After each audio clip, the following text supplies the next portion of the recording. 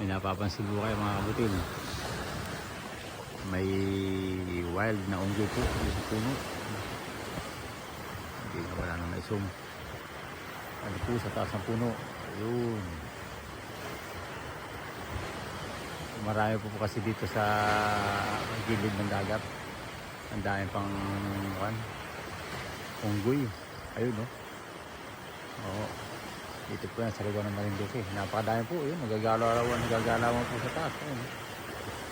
Ayun. Yung sa kabilaan dun. Dami rin dun. Ayun. Tapos nandito po tayo sa gilid ng dagat. Ayan po. Ayan. Ito.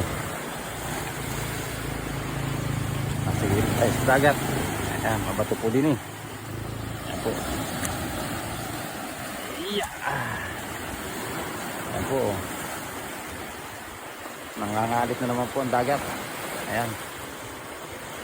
Medyo nagkakabagatin na naman mga kabutin. Kaya kawawa naman ang mga isda.